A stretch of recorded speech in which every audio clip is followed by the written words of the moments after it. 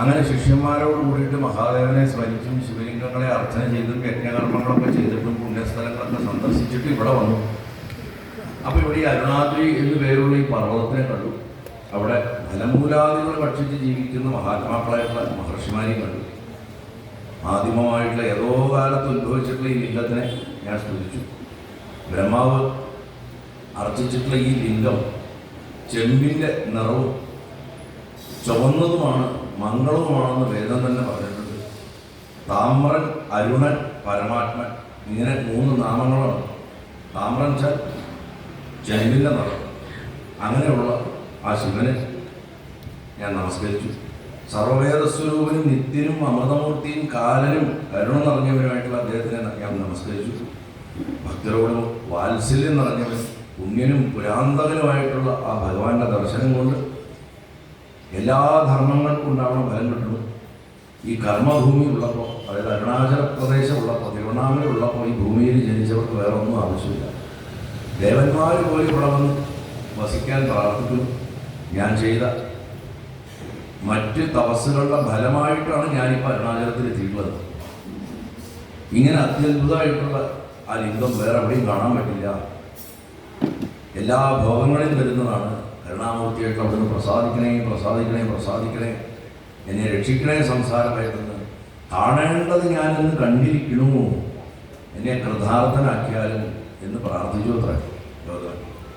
രമണരുടെ കഥ ഞാൻ തുടക്കത്തിൽ നിന്ന് പറഞ്ഞപ്പോൾ അത് ഞാൻ പറഞ്ഞു. രമണ മഹർഷി ഒറ്റയ്ക്ക് ആ 13 വയസ്സ് പ്രായത്തിൽ അവിടെ എത്തിച്ചേർന്ന് അകത്ത് ചെന്ന് ആ ഭഗവാനെ ഒരൊറ്റ തവണ കണ്ടിട്ടു.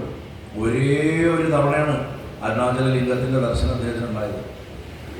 ആ കണ്ടപ്പോൾ എൻ്റെ അപ്പനെ എന്ന് പറഞ്ഞ് വിളിച്ചിട്ട് അങ്ങോട്ട് പോയിട്ട് കെട്ടിപ്പിടിച്ചിട്ട് ഇരുന്ന് കണ്ണീരൊഴുക്കി അത് ലയിച്ചിങ്ങനെ ഇരുന്ന് അങ്ങനെ ഇറങ്ങി തിരിഞ്ഞു നോക്കാതെ നടന്ന് പുറത്തേക്ക് പോയത്. പരിസര പ്രദേശങ്ങളിലൊക്കെ ഇരുന്ന് ധ്യാനിച്ചിരുന്നെങ്കിലും വളർന്ന് യുവാവായി, മധ്യവയസ്സായി, പ്രായമായി, ആ ശരീരത്തിൽ മാറ്റങ്ങളൊക്കെ വന്നു.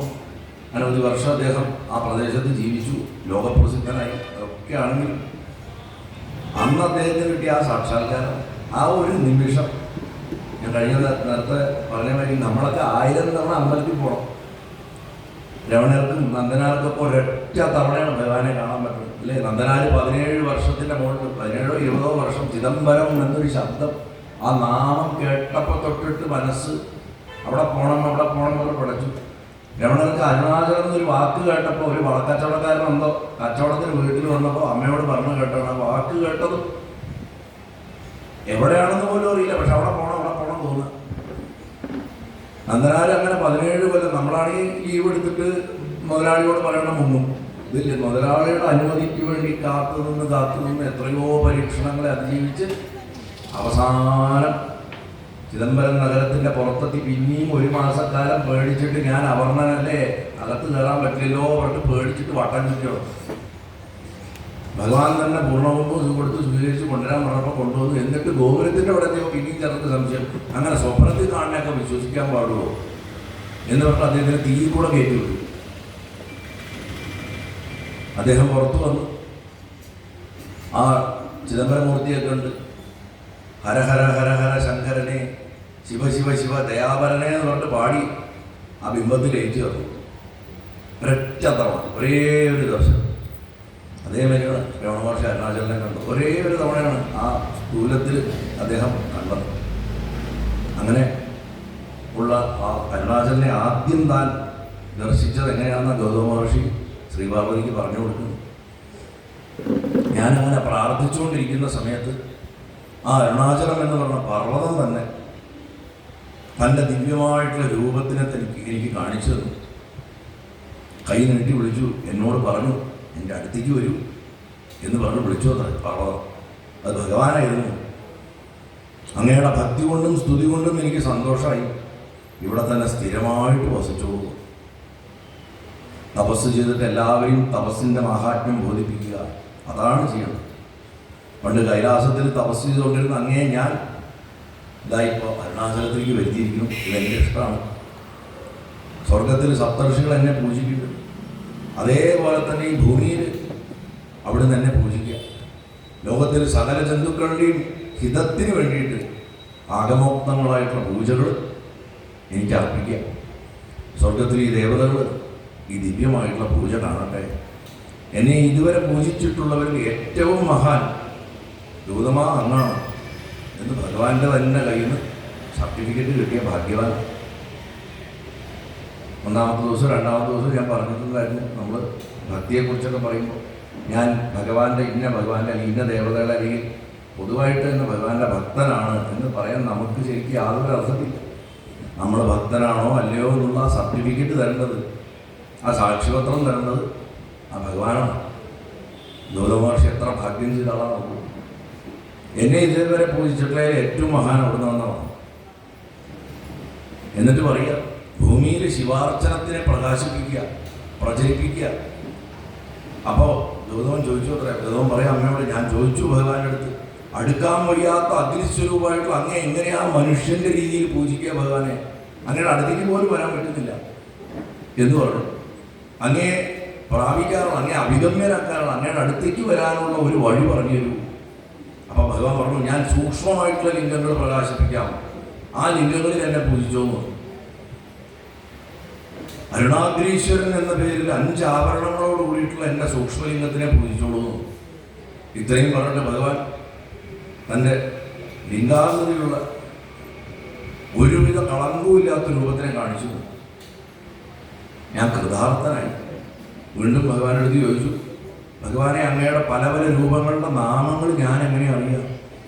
പൂജകന്മാർ ആരൊക്കെ ആയിരിക്കണം? അങ്ങയുടെ ക്ഷേത്രം എങ്ങനെയുള്ളതാവണം? സ്തോത്രങ്ങളൊക്കെ എങ്ങനെയൊക്കെയാണ് വേണ്ടത്? പൂജകൾ എങ്ങനെയാണ് വേണ്ടത്? പരിചാരകന്മാർ ആരൊക്കെ ആയിരിക്കണം? സ്ഥാനരക്ഷ എങ്ങനെ ചെയ്യണം?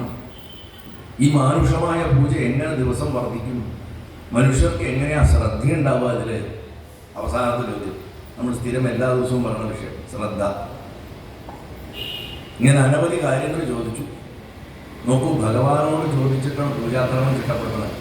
ആരോ ഏതോ ഒരു കാലത്ത് ഒരു രാജകൽപ്പന പ്രകാരം യാതൊരു ദേവപ്രശ്നത്തിൻ്റെയും അടിസ്ഥാനമില്ലാണ്ട് എഴുതിയ രാജാവിൻ്റെ കൽപ്പന കൊണ്ട് മാത്രം ഇനി മുതൽക്ക് എൻ്റെ നാട്ടിൽ ഈ പുസ്തകം മതി എന്ന് പറയുന്ന ഒരു തന്ത്രഗ്രന്ഥവും വെച്ചിട്ടാണ് കേരളത്തിൽ കൈകൊണ്ടിക്കൊണ്ടിരിക്കുന്നത്. അത് നമ്മുടെ പാരമ്പര്യ ആരാധനകളെ ഒട്ടുമുക്കാലും നശിപ്പിച്ചു കഴിഞ്ഞു. ക്ഷേത്രമൂർത്തികളുടെ മുഴുവൻ ചൈതന്യം ഇല്ലാണ്ടാക്കി കഴിഞ്ഞു.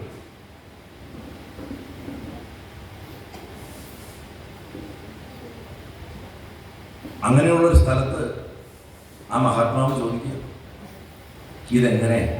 പണ്ട് മഹാത്മാവായിരുന്ന കൽപ്പുഴ ദിവാകരൻ ഒരുപാട് ജീവിച്ചിരിക്കുന്ന കാലത്ത് ഗുരുവായൂർ ക്ഷേത്രത്തിൽ ഒരു ദിവസം ഒന്നിലധികം ഉദയാസ്തമന പൂജ നടത്തട്ടെ എന്നൊരു ചോദ്യം വന്നു. അന്ന് മറ്റൊരു മഹാത്മാവായിരുന്ന തന്ത്രിയായിരുന്നു. അവരൊക്കെയായിരുന്നു യഥാർത്ഥത്തിലുള്ള എന്താ പറയുക, ഭഗവാനെ സേവിച്ചിരുന്ന ഭക്തരായിരുന്ന തന്ത്രിമാർ. ചേന്നാസ് പരമേശ്വരൻ നമ്പൂതിരിപ്പാട് മഹാത്മാവായിരുന്നു. അദ്ദേഹം വളരെ സാത്വികനായിട്ടുള്ള ആളായിരുന്നു. അദ്ദേഹം കൽപ്പുഴയുടെ അടുത്ത് കൂടെ അഭിപ്രായം ചോദിക്കാം എന്ന് കരുതിയിട്ട് കൽപ്പുഴയെ പോയി കണ്ടു. പണ്ടും ഒരു അവസരത്തിൽ അദ്ദേഹത്തിൻ്റെ ചെറുപ്പത്തിലും ഇതുമായി സമാന ഒരു സംഭവം ഉണ്ടായിട്ടുണ്ട്. പക്ഷെ ഇതാണ് അതിൽ കുറച്ച് വിശേഷമായിട്ടുള്ള കഥ. ആദ്യത്തെ കഥ പറഞ്ഞ് രണ്ടാമത്തെ പറയാം.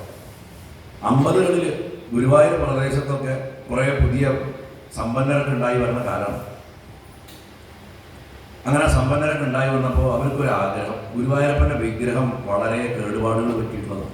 അന്ന് തീപിടിച്ചിട്ടൊന്നുമില്ല, കൊടിമരം വെക്കുന്നതിനോട് അടുപ്പിച്ചിട്ടുള്ള കാലമാണ്. അന്ന് ചേന്നാസിന് വളരെ ചെറുപ്പമാണ്. പരമേശ്വരൻ നമ്പൂതിരിപ്പാട് അദ്ദേഹം വളരെ യങ്ങായിരുന്നു ആ സമയത്ത്.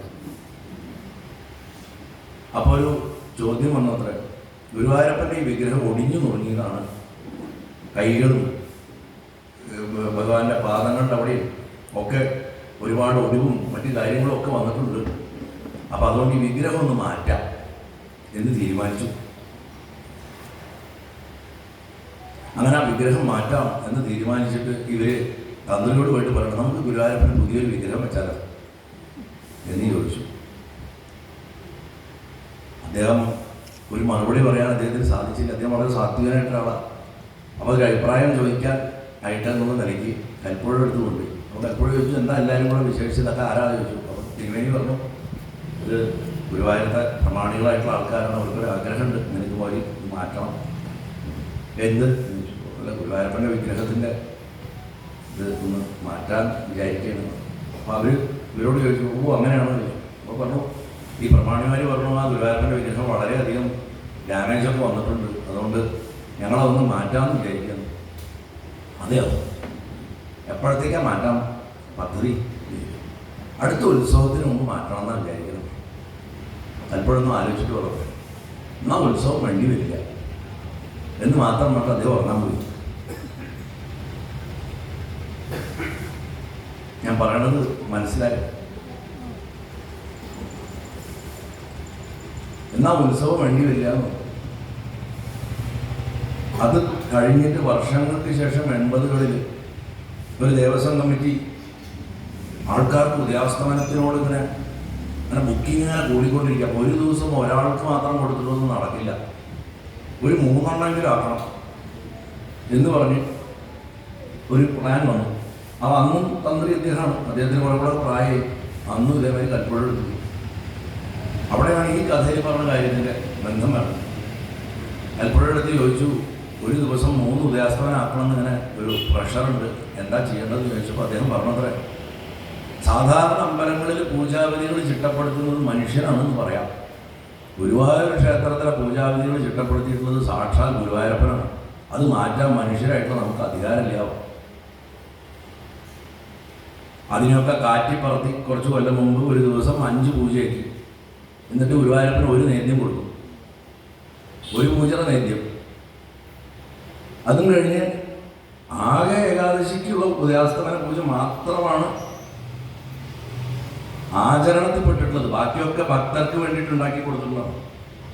ആ ഉള്ള ഉദയാസ്തമന പൂജ മാറ്റാൻ നോക്കി. അങ്ങനെ അതിൻ്റെ പരിണത ഫലമാണ് നമ്മളിന്ന് ഈ നമ്മുടെ ഏറ്റവും തുടങ്ങുന്നതിന് തൊട്ട് മുമ്പ് വന്ന കോടതി വിധി. അപ്പോൾ ഇവിടെ ഗൗതമൻ ഭഗവാനോട് ചോദിക്കുകയാണ്, ഭഗവാന്റെ കൽപ്പന വന്നു കഴിഞ്ഞു, അങ്ങാണ് എൻ്റെ ഏറ്റവും പ്രിയപ്പെട്ട അർച്ചകൻ ഉപാസകൻ, നിനക്ക് എന്നെ എന്താ പറയുക എല്ലാം ചെയ്തോളൂ, നീ എനിക്ക് വേണ്ടതൊക്കെ ചെയ്തോളൂ എന്ന് പറഞ്ഞു കൊടുക്കുമ്പോൾ ആ മഹർഷി അദ്ദേഹത്തിൻ്റെ അറിവും അറിവ് എത്രമാത്രമായിരിക്കുന്ന അംഗീകരിച്ചിട്ട് തന്നെ ഭഗവാൻ പറഞ്ഞു. പക്ഷെ ആ വിനയത്തോട് കൂടി ചോദിക്കണം, അത് എങ്ങനെയൊക്കെയാണ് വേണ്ടതെന്ന് അവിടുന്ന് പറഞ്ഞു തരൂ. ഈ ബോധം നമ്മുടെ ഓരോ അർച്ചകർക്കും ഉണ്ടെങ്കിൽ തന്നെ, നമ്മുടെ ഓരോ തന്ത്രിമാർക്കും ഉണ്ടെങ്കിൽ തന്നെ, നമ്മുടെ ഓരോ ക്ഷേത്ര സംരക്ഷകരെന്ന് ഭാവിച്ച് നടക്കുന്നവർക്കും ഉണ്ടെങ്കിൽ തന്നെ നമ്മുടെ ക്ഷേത്രങ്ങൾ രക്ഷപ്പെടും. അതിന് ആത്യന്തികമായിട്ട് വേണ്ടതെന്ന് വെച്ചാൽ വേറെ ഒന്നുമല്ല, ഭഗവാനോട് സ്നേഹം ഉണ്ടായാൽ. ക്ഷേത്രം അടിച്ചു വൃത്തിയാക്കുന്ന അടിച്ചുകളിക്കാരൻ തൊട്ടിട്ട് ഏറ്റവും മുകളിലിരിക്കുന്ന ഭരണ കമ്മിറ്റി പ്രസിഡന്റോ തന്ത്രിയോ ആരാച്ചാൽ അവർ വരെ എല്ലാവർക്കും ആ ഭഗവാനോട് സ്നേഹം ഉണ്ടെങ്കിൽ ആ ഭഗവാനെ വേദനിപ്പിക്കാൻ ഒരു പ്രവൃത്തി ചെയ്യാൻ തോന്നില്ല. ഇതിനൊക്കെയുള്ള ശാശ്വതമായിട്ടുള്ള സൊല്യൂഷൻ എന്ന് പറഞ്ഞാൽ അത് മാത്രമേ ഉള്ളൂ, സ്നേഹം ഉണ്ടാവുക. ഉദയാസ്തമനത്തിൻ്റെ വിഷയമായിട്ട് ബന്ധപ്പെട്ട് ജനം ടി വിയിൽ എനിക്ക് ആകെ ഞാൻ 2 തവണ ഇരുന്നിട്ടുള്ളൂ. ഒന്ന് ബാബര ക്ഷേത്രത്തിൻ്റെ ആവശ്യത്തിൽ, ഒന്നില്ല. അതിൽ ആദ്യത്തെ തവണ ഉദയാസ്തമനത്തിൽ ഇരുന്നപ്പോൾ അന്ന് അതിൻ്റെ അവതാരകൻ എൻ്റെ അടുത്ത് ഇത് രാഷ്ട്രീയപരമായിട്ടൊരു കാഴ്ചപ്പാട് കൂടെ ചോദിച്ചപ്പോൾ ഞാൻ പറഞ്ഞു, ഞാൻ രാഷ്ട്രീയക്കാരനല്ല, ഭഗവാനെ സ്നേഹിക്കുന്നുണ്ടെങ്കിൽ ഇതൊന്നും നടക്കില്ല, ഒന്നും നഷ്ടപ്പെടില്ല. അപ്പോൾ കഴിഞ്ഞ ദിവസം ഞാൻ പറഞ്ഞു, നമുക്കിപ്പോൾ വലിയ വിഷമം ഉണ്ടാകും, സ്വാമിയുടെ സ്വർണം പോയി. സ്വർണം പോയോണ്ടാണ് സങ്കടം. നമ്മുടെ കണ്ണെപ്പോഴും സ്വർണത്തിലാണ്, നമ്മളൊക്കെ ഹിരണ്യന്മാരാണ്. ആ ഭഗവാന്റെ ചൈതന്യം നശിക്കുന്നത് നമുക്ക് വിഷയമല്ല. സ്വർണത്തിനെക്കാട്ടിലും എത്രയോ അമൂല്യമാണ് ചൈതന്യം എന്ന് പറഞ്ഞാൽ. ആ ചൈതന്യം നഷ്ടപ്പെടുന്നതിനെ കുറിച്ചിട്ട് ആർക്കും വേവലാതില്ല, അത് അറിയും വേണ്ട. സ്വർണം പോയി, സ്വർണം പോകണമെന്നാണ് വിഷയം. അപ്പൊ നമ്മൾ എത്ര നികൃഷ്ടാവസ്ഥയിലെത്തി ആലോചിച്ച് നോക്കും. ഒരു ധർമ്മം എന്നുള്ളതായിരിക്കും എത്ര രാഷ്ട്രീയമായിട്ട് സംഘടിച്ചാലും അടിസ്ഥാന തത്വങ്ങൾ അറിയില്ലെങ്കിൽ ഒരിക്കലും ഈ ധർമ്മത്തിന് മുന്നോട്ട് പോകാൻ പറ്റില്ല. നമ്മളൊക്കെ തലമുറകളൊക്കെ കടന്നു പോകും. കഴിഞ്ഞ കുറച്ച് വർഷങ്ങളിലൂടെ ഇങ്ങനെ വരുന്ന വർഷങ്ങളിലൂടെ ഇവിടെ വേറൊരു തലമുറ വളർന്നു വരും.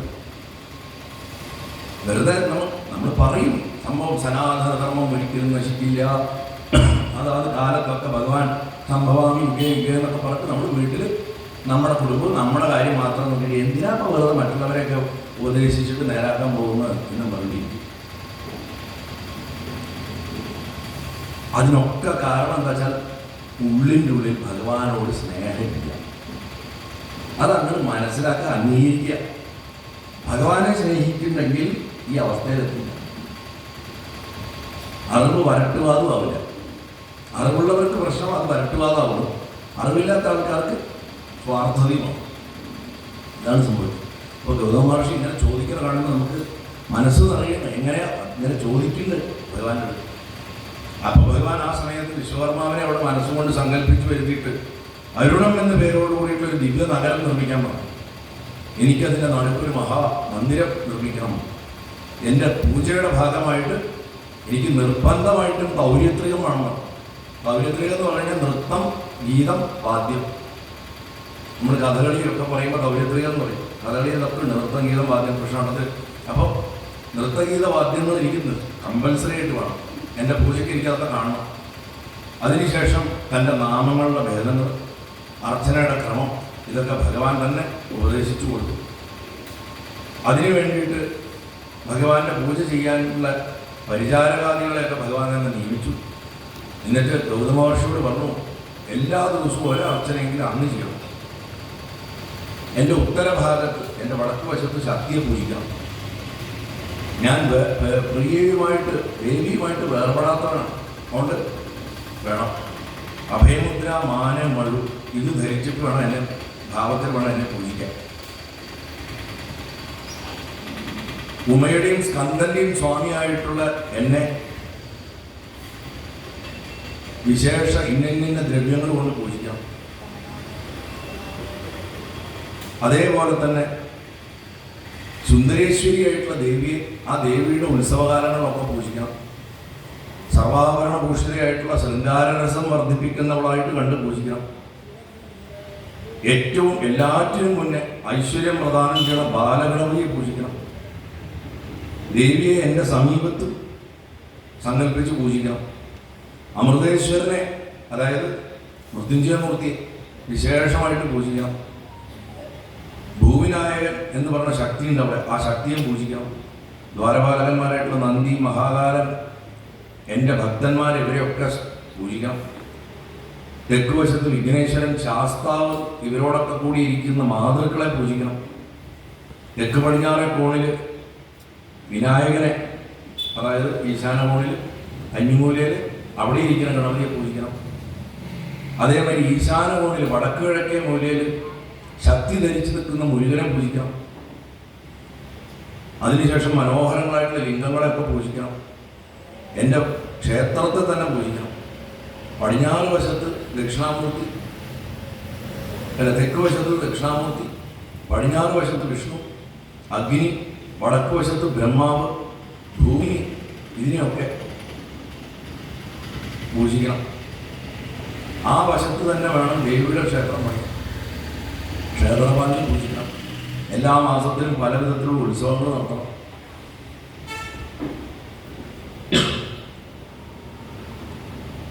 പിന്നെ നൃത്തം, ഗീതം, വാദ്യം ഇതിനൊക്കെ വേണ്ട നിയമങ്ങളൊക്കെ ഭഗവാൻ പറയുന്നുണ്ട്. ശിവഭക്തരായിരിക്കുക എന്നുള്ളതാണ് എന്നെ പൂജിക്കുന്നതിൻ്റെ ആദ്യത്തെയും ഏറ്റവും പ്രധാനപ്പെട്ടതുമായിട്ട് വേണ്ട യോഗ്യത. ആഗ്രഹങ്ങളില്ലാത്ത മഹർഷിമാർക്ക് താമസിക്കാൻ 4 ദിക്കിലായിട്ട് 4 മഠങ്ങൾ ഉണ്ടാക്കണം. അവിടെ താമസിച്ചുകൊണ്ട് മഹർഷിമാർ ശിവപൂജയെ രക്ഷിക്കട്ടെ. ഭിക്ഷ കൊണ്ട് ജീവിക്കുന്ന ശൈവന്മാർ, പാശുപതന്മാർ, കാപാലികന്മാർ തുടങ്ങിയിട്ടുള്ള മറ്റ് ശിവഭക്തി വിഭാഗങ്ങൾക്കൊക്കെ അവരവർക്കുള്ള സ്ഥാനങ്ങൾ കൊടുക്കണം. ഇവിടെ ധാരാളം വൃക്ഷങ്ങൾ വെച്ച് പിടിപ്പിക്കണം. എനിക്ക് എന്തൊക്കെ സമർപ്പിക്കണോ അതൊക്കെ ഇരട്ടിയായിട്ട് ഞാൻ ഭക്തന് കൊടുക്കും. ഭക്തന്മാർ മുൻപിൽ നിന്ന് പറയണതൊക്കെ ഞാൻ ശ്രദ്ധയോടെ കേൾക്കും. അവരുടെ അഭീഷ്ടങ്ങളൊക്കെ സാധിപ്പിച്ചു കൊടുക്കും. എന്നെ പൂജിക്കുന്നവരുടെ 1000 അപരാധങ്ങൾ വരെ ഞാൻ ക്ഷമിക്കും. ആഗമങ്ങളിൽ പറഞ്ഞിരിക്കുന്ന മനുഷ്യൻ ചെയ്യേണ്ട പൂജ ഞാൻ സ്വീകരിക്കും. പൗർണമി മാസത്തിൽ, ആ പൗർണമിയിൽ, എല്ലാ മാസത്തിലെ പൗർണമിയിലും എനിക്ക് പൂജ വേണം. പിന്നെ ധാരാളം സത്രങ്ങൾ ഉണ്ടാക്കണം. ഭക്തജനങ്ങൾക്ക് വന്ന് താമസിക്കാൻ. ശക്തിക്കനുസരിച്ച് ഇവിടെ ദാനം കൊടുക്കണം. എനിക്ക് കടാവിളക്കിലേക്ക് എണ്ണ തരുന്നവർ അവരെ തേജസ്സിൻ്റെ രൂപത്തിൽ നിൽക്കുന്ന എന്നെ തന്നെ പ്രാപിക്കും. എനിക്ക് പലതരത്തിലുള്ള പുഷ്പങ്ങൾ അർപ്പിക്കുന്നവർ രാജാക്കന്മാരായി തീരും. അവരുടെ മുന്നിൽ നിന്നുകൊണ്ട് ഞാൻ ശത്രുക്കളെ തോൽപ്പിക്കും. ഏതേത് രാജ്യത്തിലെ രാജാക്കന്മാരാണോ അധികം തപസ്സുള്ളവരാകുന്നത് അതാത് രാജ്യങ്ങളെയൊക്കെ ഞാൻ സമൃദ്ധമാക്കും. എൻ്റെ സന്നിധിയിൽ വരുന്ന ദുരാത്മാക്കളായിട്ടുള്ള മനുഷ്യർ പോലും ശിവഭക്തരായിട്ട് പൂർണ്ണരായിട്ട് ഭവിക്കും എന്ന് പറഞ്ഞ് അനുഗ്രഹിച്ചു. അതിനുശേഷം അരുണാചലേശ്വരൻ തൻ്റെ നാമങ്ങളെ പറയുന്നു. ആ നാമങ്ങൾ എന്തൊക്കെയാണ്? ഈ നാമങ്ങൾ കേൾക്കുന്നത് തന്നെ വിശേഷമാണ്. ശോണാദ്രീശ, അരുണാദ്രീശ, ദേവാദീശ, ജനപ്രിയ, പ്രപന്നരക്ഷക, ധീര, ശിവസേവകവർദ്ധക,